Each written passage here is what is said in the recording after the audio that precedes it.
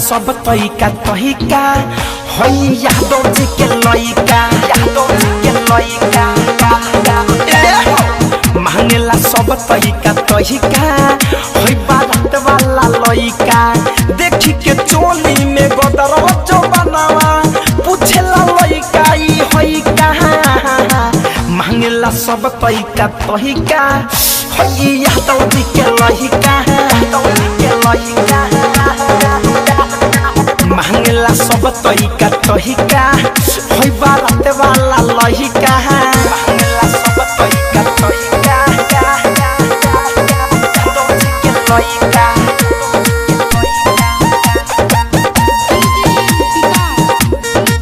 मांगेला सब तरीका तरीका हम पर से निहुरावे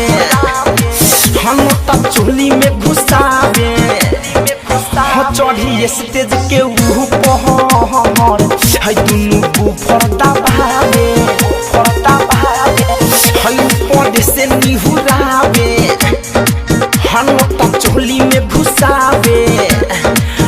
चढ़ी स्टेज के ऊपर है दुनु बुफर दबावे पूछला ये मैडम लहंगा में तुम्हारा रही डाली के महिका मांगेला सब तरीका तरीका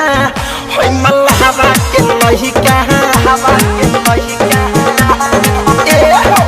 मांगेला सब तरीका तरीका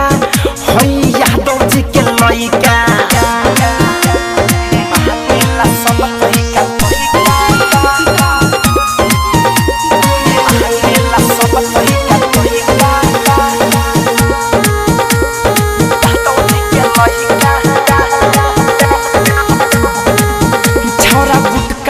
खाता हमर खींचे डुबाता हम बोली न कुछ कि कहीं टूट जाए न साता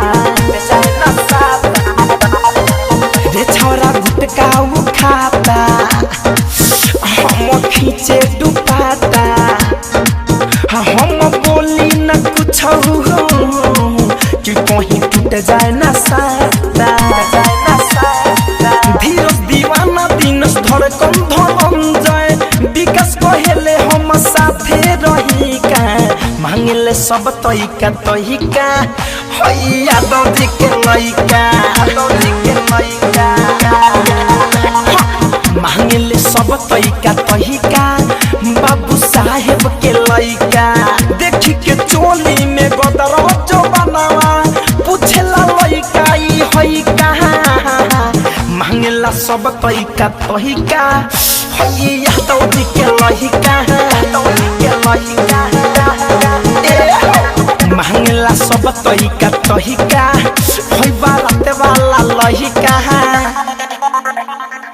डाउनलोड कीजिए RCM music official app play store से। RCM म्यूजिक के सारे ऑडियो वीडियो डाउनलोड करने के लिए